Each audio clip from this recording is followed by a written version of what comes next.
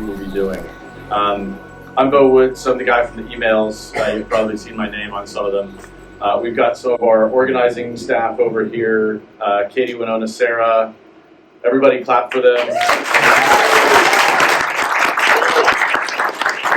RoRo is also right here in the blue jacket doing the filming.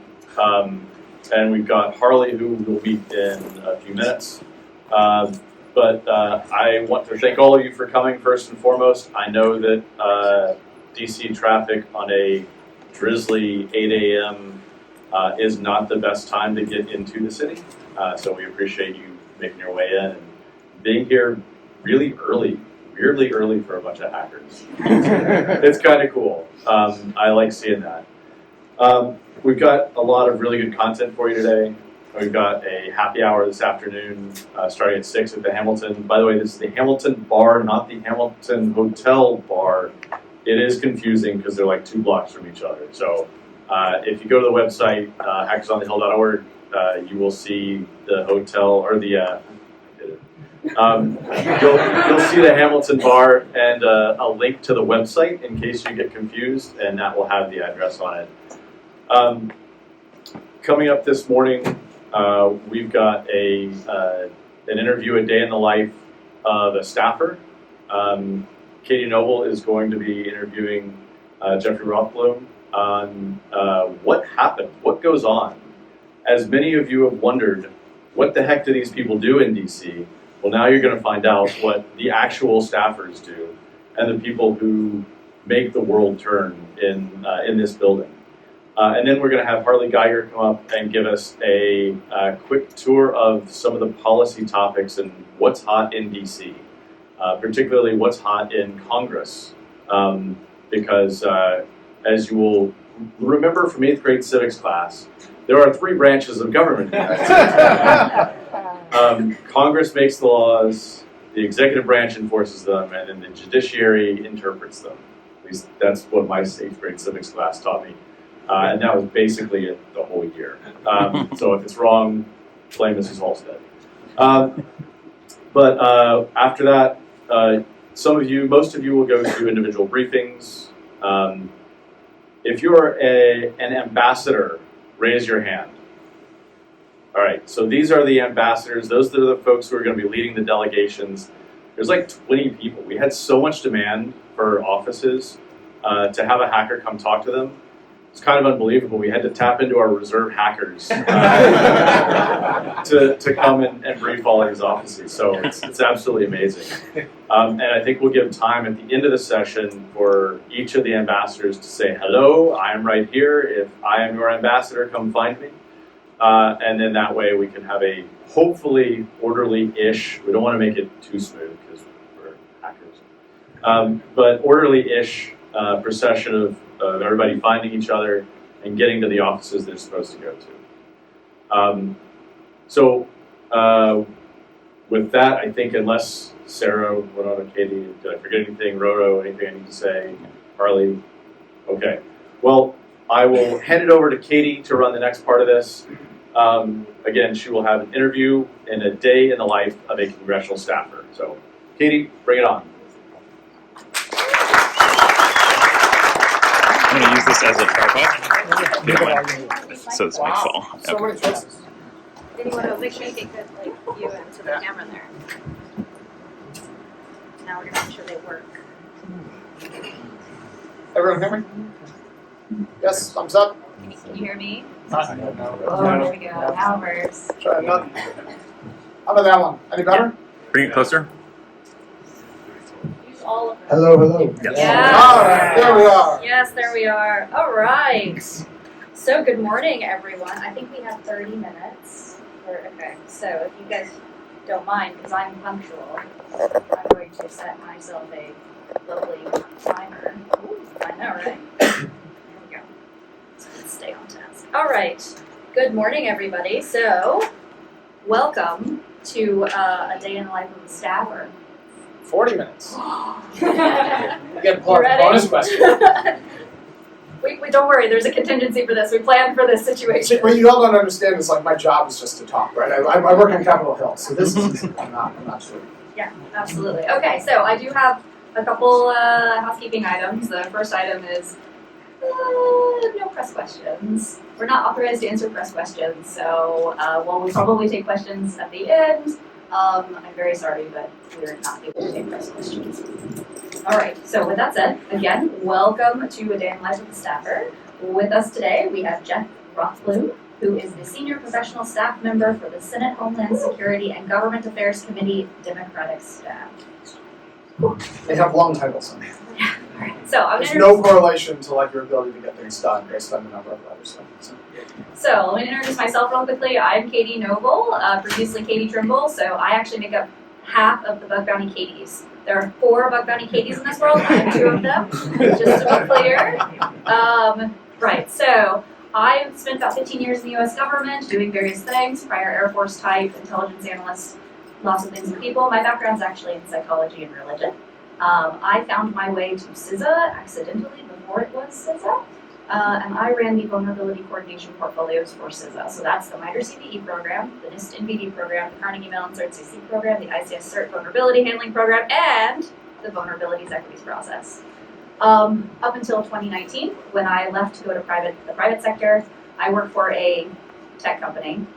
I'll just leave it there. And I am the director of product security. So I run a bug bounty program and another program called the Security Working Artifacts team. So that is me. Sure, so I'm Jeff Rothblum. I've been on the Hill for about 4 years. So prior to that, I actually studied aerospace engineering, worked as an aerospace engineer in the space program for a while. Decided I really enjoyed foreign policy, went and got a master's degree in international security and studied counterterrorism and cybersecurity issues. And then worked in DC doing intelligence community stuff on terrorist use of internet and on cybersecurity, cyber threat intelligence, things along those lines for quite a while. And then got a fellowship to work on the Hill, where I had always kind of had interest, but really had no idea what it was like, and I still barely know what it's like because this place is a little crazy. And ended up staying on and kind of going native basically. And so, like I said, been on the Hill for about 4 years. I'll talk a little bit about committees later and differences between committees and personal offices. You'll probably get more of that as well in the breakout sessions. But in effect, for the Homeland Security Committee, I cover everything that's like cyber and technology security. For the Democratic staff, I have a counterpart to the Republican staff, and that's I'll get into it more later, but that's sort of my job here. Fantastic. So you introed yourself and answered the first question. Tell us about yourself, your background, and how you got into this space. So anything additional to add to that? Yeah, I mean, like I said, a lot of people come to the Hill. There's sort of 2 main paths that people take into the Hill. You either start as an intern and you work your way up into a different position, or you come in as sort of an outside expert. So that was sort of how I got into the fellowship. And so, there's a lot of questions later. I think we're going to talk about this, and so why don't we jump on to the next one? So my other answers will be longer, so we can talk about some of it. Well, so I think Beau said earlier there are 3 branches because I had to dig deep into my 4th grade, even though I worked in the government. What does that? And I still don't know how to address Congress people. I just call them all Congress people, like senator, but then what do you call it? Anyway, House, anyway, it doesn't matter. So can you explain how the congressional committees work and their role in Congress? Sure. So basically, if you're working in Congress, you're going to work, we'll start, again, 8th grade civics, right? You have a House and you have a Senate. They are distinct entities. They're totally separate. We basically share a workspace, is the best way to think about it. So the House has its own rules, the House has its own structure, the House has its own IT, and we don't even share a common infrastructure in terms of email and things like that. Same for the Senate. There's similarities between the 2, but there's definitely distinct differences. Over the last several weeks, I think we all saw one of the distinct differences is that the House has to elect a speaker. We all saw kind of that process. There is no speaker in the Senate, right? That doesn't really exist. There's a Senate majority leader that is not a constitutionally determined person. It's just the head of a party. And so, again, we all kind of saw in very bright, clear ways some of those kind of structural differences between the chambers. So my experience is all in the Senate. I'm going to talk mostly about the Senate. I'll talk a bit about the House. But just sort of take everything I say with a little bit of a it depends, and things might be slightly different. Also, every committee is slightly different. Every personal office is slightly different. So while we have 2 chambers that we share common office space, what we really have is, 535 small businesses that all share their own office space. Everyone has their own HR policies. Everyone has their own, they're kind of every office is allocated a certain amount of money, but then they can do everything they want with it. So some offices pay better than other offices. Different offices have different vacation policies, right? So this place is really unique because while we're all sort of kind of working together, it is very much sort of a bifurcated system where everyone's doing their own thing. Also, strange thing to think about in terms of the Hill that I would have never really thought about before coming here. Most of the time, at most organizations, this is clearly not always the case, there's a general common goal, right? You work for a company, the CEO or the C-suite is setting some sort of common goal. There might be bickering between the teams about how to get there. There's different equities that you're trying to balance, security versus privacy versus product, whatever. But like in general, everyone's kind of trying to do the same thing. A lot of my colleagues here are not trying to do the same thing, right? Like I am on the Democratic staff. I work with Republicans all the time.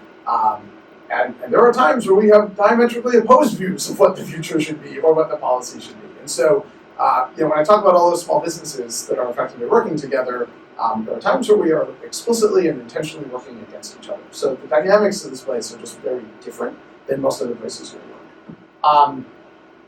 Burning time a little bit. Oh, yeah, go for it. So the getting now into like committees versus personal offices.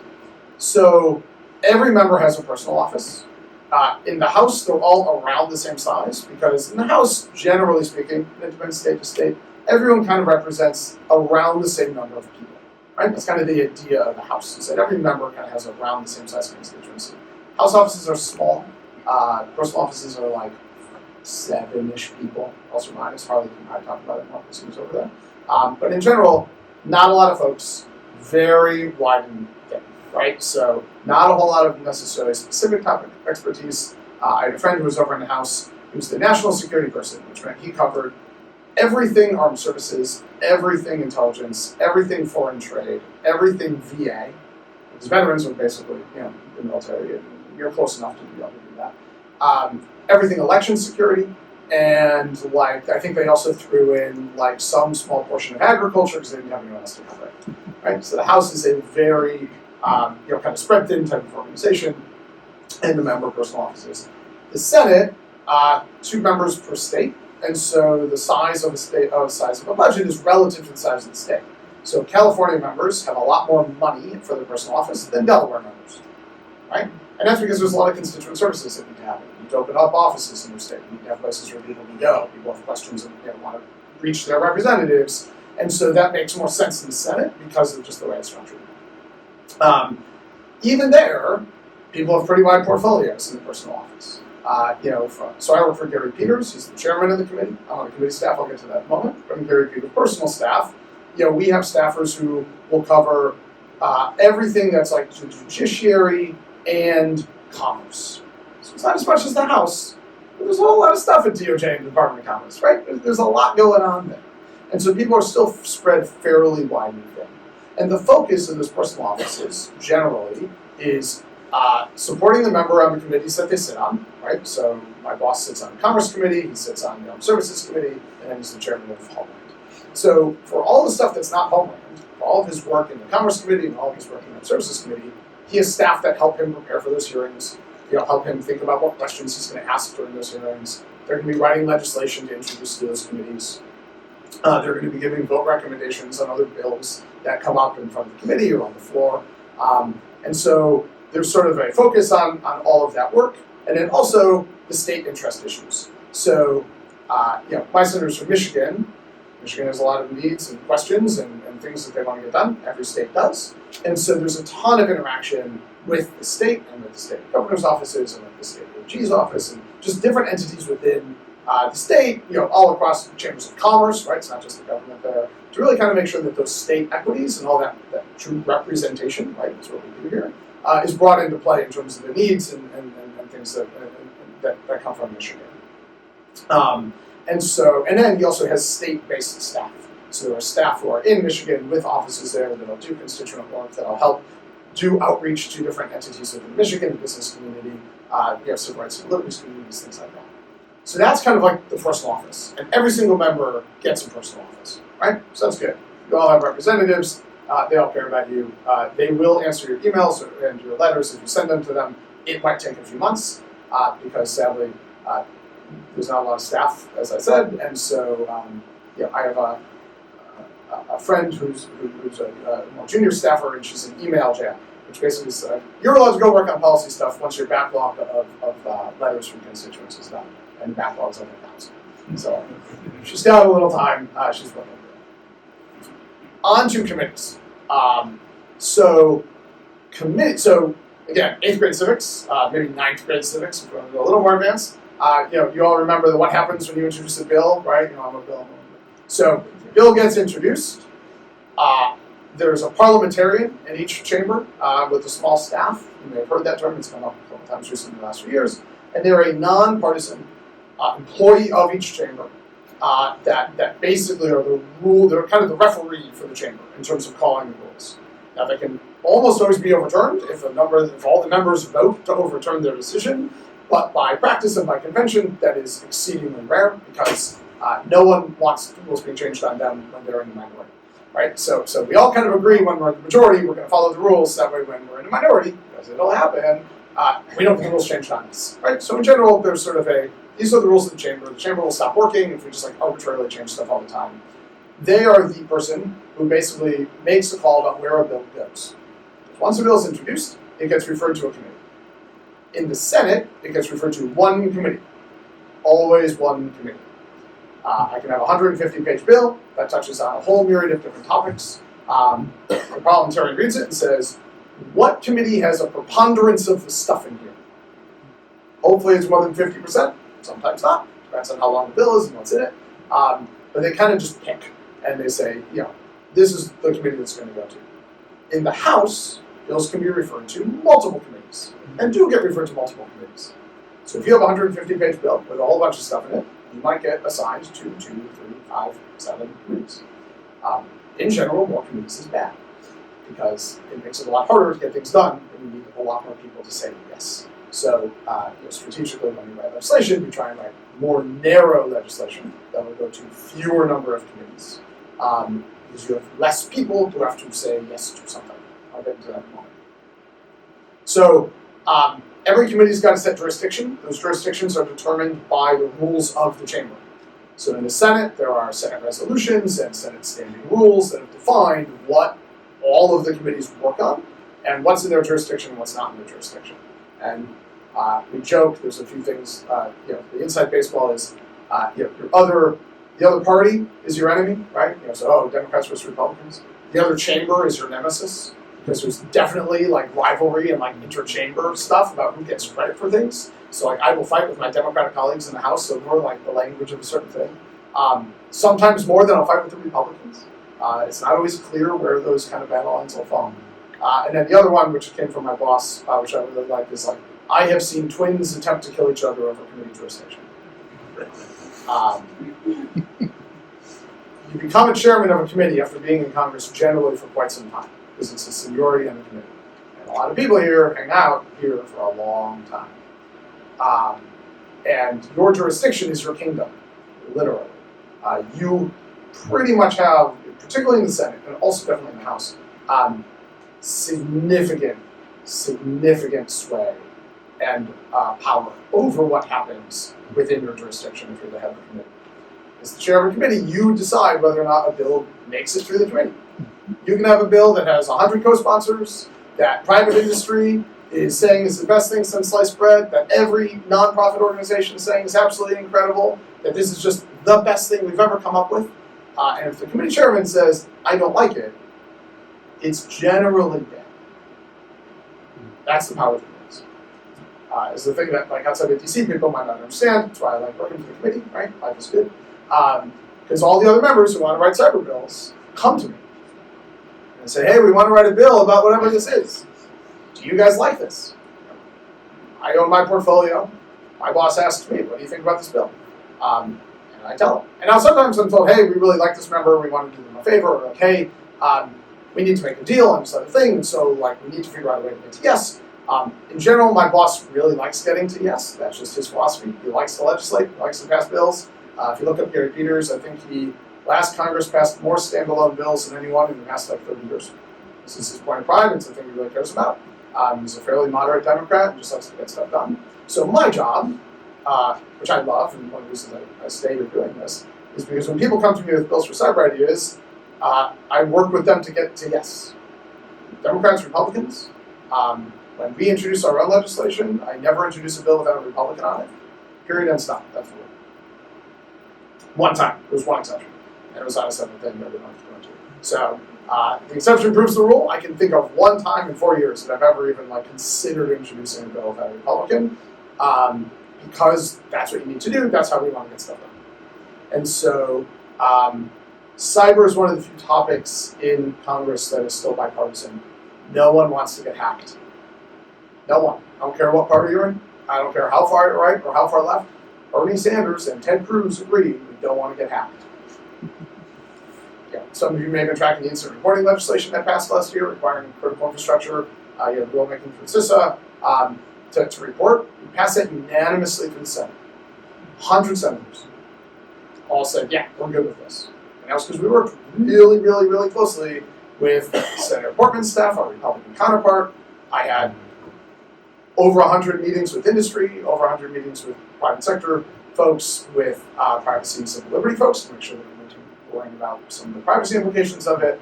Tons and tons of meetings with the administration. We got everyone together, and that was the work of the committee, right? So what I'm trying to get to is in the committees, while the personal offices are sort of wide and thin, and they're really looking at those state interests and really looking at those other things, committees are really where policy lives and where the focus of policy is.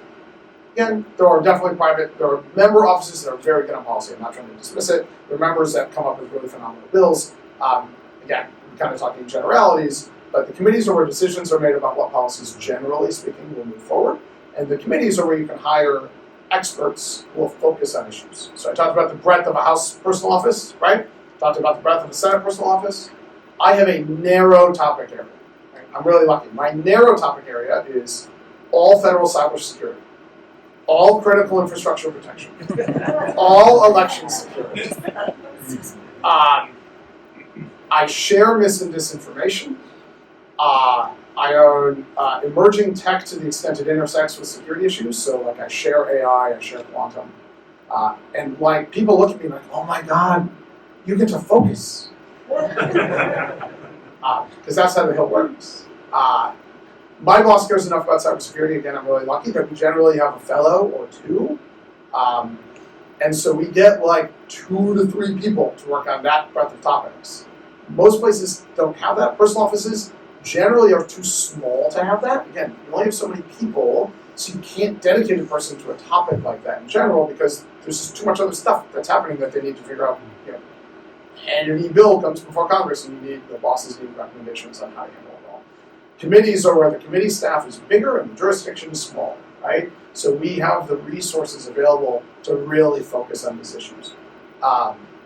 And again, I have a boss who really loves cybersecurity, he's really interested in it, it's a passion of his, and so I'm empowered to sort of have a few people working with me, and we get to do all that. So part of it is other people want to do cyber stuff, they come to the committee, they talk to us, we work ways through, we negotiate text.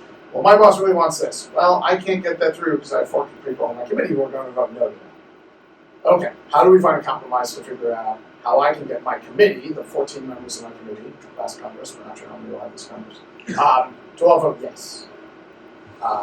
Okay, well, it's a really priority for my boss to get this done. Okay, we'll figure this out. I also write tons of legislation. My boss wants to legislate. He doesn't only want to help other people legislate. So me and Senator Portman's staff, we wrote that incident reporting bill. We wrote a K-12 cybersecurity bill that passed last Congress. We wrote a bill to allow for rotation of federal civilian employees to rotate between agencies if they're working on cybersecurity stuff. So someone from the Department of Agriculture can go and work in the Department of HHS and figure out what it's like over there and kind of build lessons learned and build more community across the thing. I think we introduced 12 bills last year. We got 4 of them through, which is a lot. Most members will pass 2 bills in Congress. 4,000 bills get introduced. We pass hundreds, a couple hundred.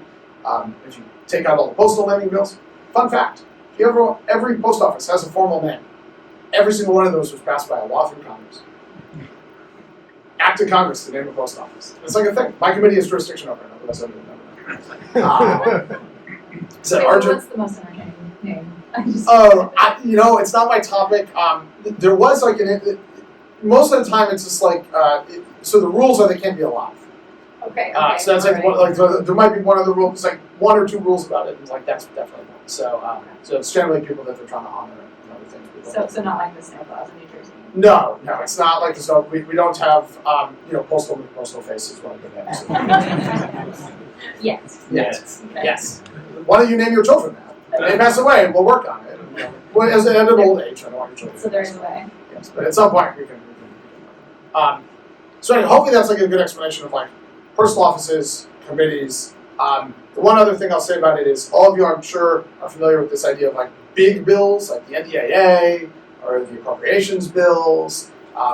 Sometimes we call them trains, hop on the train. Sometimes we call them Christmas trees, how many ornaments can you hang? Right? So these big, giant 1,000-page pieces of legislation that everyone says, how could you possibly write or read a 10,000 pages of legislation? I'll talk about that very briefly. So, so I promise you, someone has read each portion of that piece of legislation. Not a lot of people will have necessarily read every page of that legislation. Generally speaking, the way those things come together is bills get introduced, they go through a committee, they get marked up in a committee, right? So that's the process where a committee looks at it, makes any amendments they want, and says the committee now blesses this to move forward onto the floor. Floor time is really, really precious. It's one of the most like resource scarce commodities on the Hill is time, number time, floor time, all these things. And so in the Senate, unless you can get unanimous consent, which goes pretty quick, right? That's I had someone walks on the floor and says, I ask unanimous consent to pass incident reporting legislation. No one disagrees. Okay, we did it. Fairly fast. If you don't have 100 senators who like a thing, you're talking a lot of time. Because any senator can object to that, and that adds a lot of time. You're talking breaking filibuster. You're talking a lot of other things, right? So the vast majority of bills that come out of the Senate don't make the news, are passed by unanimous consent. The big ones we all read about, oh my God, the Senate passed bipartisan infrastructure. That was like week plus on the floor, because it takes time to do that, and it's really hard. So, small little bill that does, some cyber program ain't getting floor time. It's just not going to happen. It doesn't meet the priorities of the chamber. And so you have to ride on something bigger. It's the only way effectively you can get things done because of the structure and the time requirements and everything else, and just the rules and stuff. So what will happen is after bills get through the markup, and they'll get through a committee, we're putting together the big package. We have the NDAA. We say, hey, we marked up this bill. It passed unanimously out of our committee. So we have Republicans and Democrats who are focused on this issue. We have committee staff who spend all of their time working on this narrow set of topics, right? But ostensibly we're the experts on these things. We've all blessed it. Can we put this on this other thing? And we go to the House folks, and the House will say, yeah, we've also looked at it. The right committee in the House has also looked at it.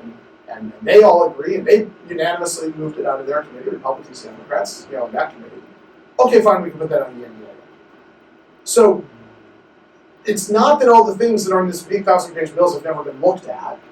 It's that it's sort of a bifurcation of responsibility as a mechanism of sort of adding efficiency to passing the law, where we can say, look, all of the people who we, as an institution of Congress, have said are the ones who need to look at this thing, have looked at it and said it's good, agree. So we can put it onto this.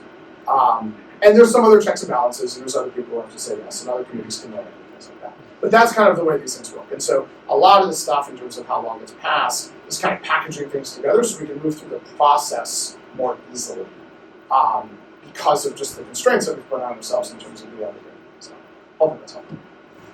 That's a lot. That's a lot. That's a lot. Okay, so many things. I have so many questions now. I'm trying to narrow them down. I have my list of questions, but I'm like, wait, election security and all of these other things are all, that's narrow? That's narrow? That's narrow. Okay, so I'm going to pivot just a little bit. Now we talked about Congress and how the committees work together and how bills get passed. Let's talk about you. So what does a normal day look like for you? Every day is different. I imagine for most people in the room, every day is different. But it's really the case here. It's one of the things I really like about the job. And so, I kind of talk broadly about the work of the committee. So in a microcosm, what I do day to day. So I might go and in a given day have 1 or 2 meetings with stakeholders. Stakeholders is a general term we refer to as basically anyone who's not part of the government.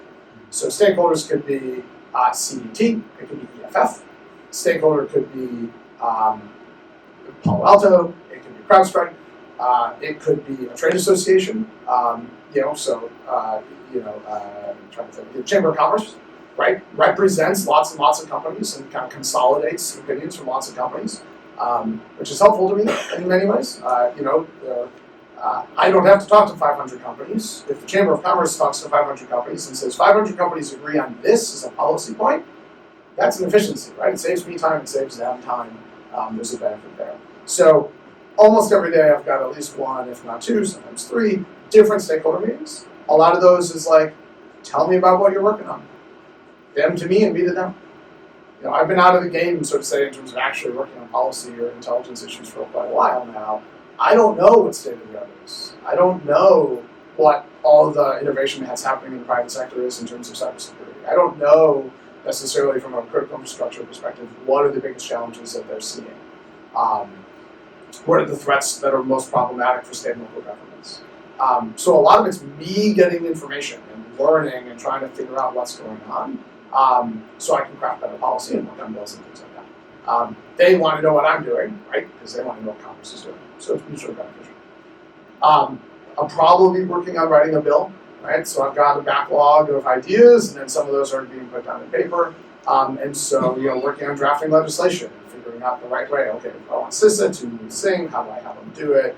I might be talking to CISA and saying, hey, I want to draft it like this. What do you think about that? How would you prefer to do it?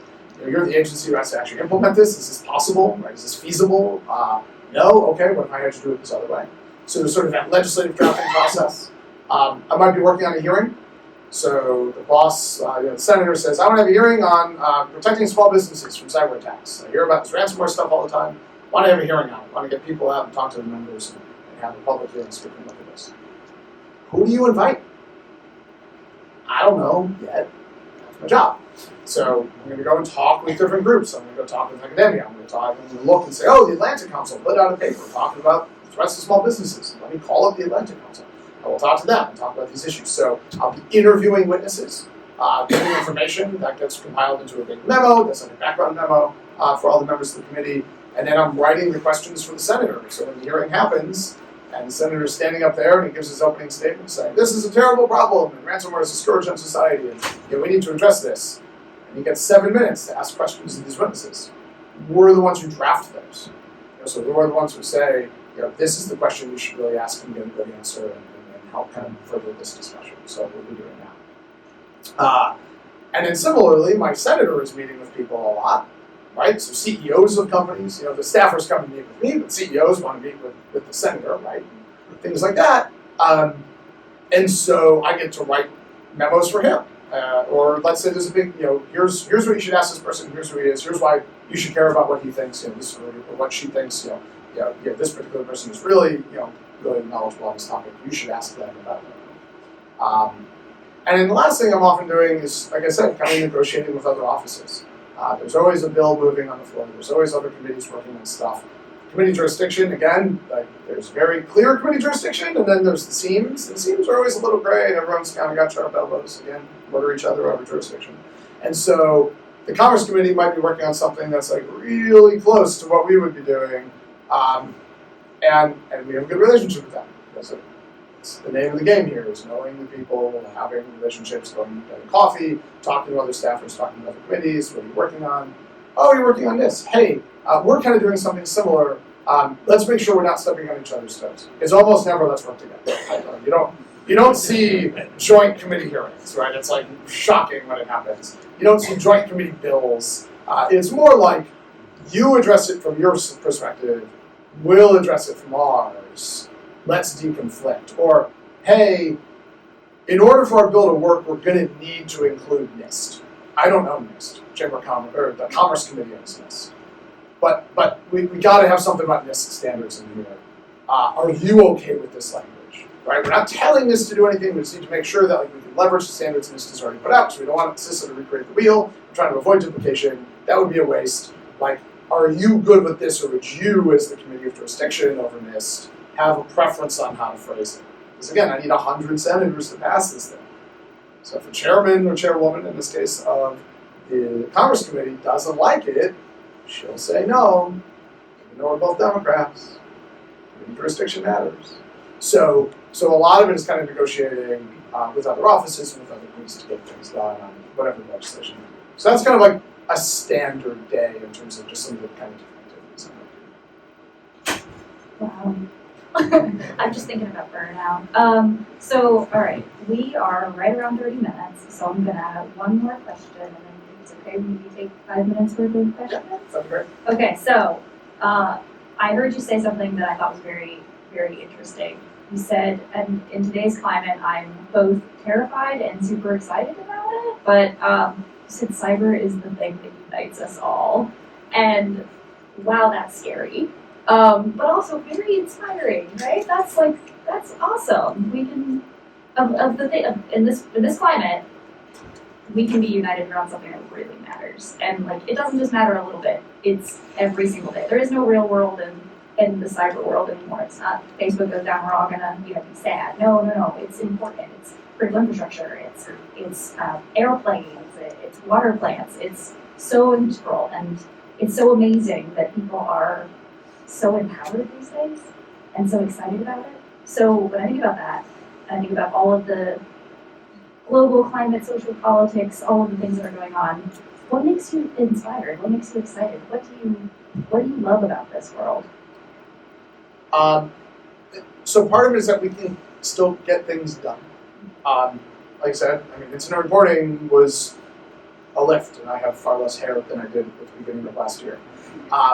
But like, we agreed fairly early on with Senator Portman's staff, and Senator Warner raised the issue early, and we worked with him, and Senator Rubio raised the issue early, and we worked with them a bit as well, and the kind of 4 offices, and it was primarily his homeland jurisdiction, so we did the brunt, but worked with these other partners.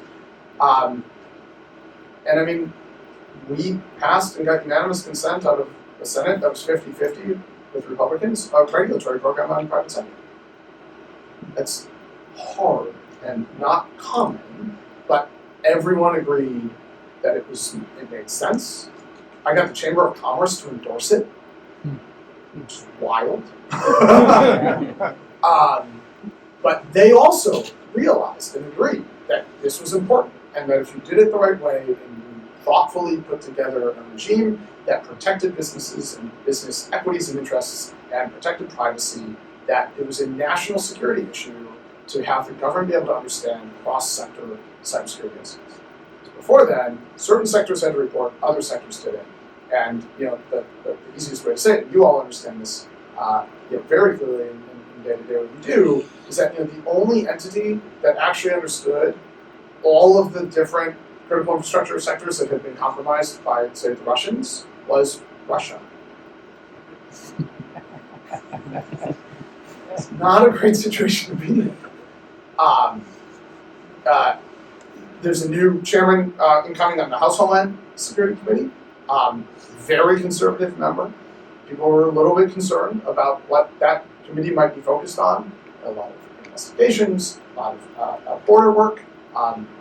People asking me questions, so you're going to be able to work with them. They just have different priorities. I'm not meaning to dismiss that. I'm trying to be not political here, but like the focus, there was concern the focus of that committee would not be on cybersecurity in the way it had been under Representative Capco.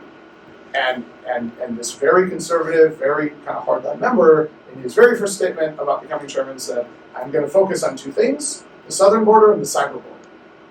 I can work with that, right? This is someone who politically is going to be very, very different than my boss.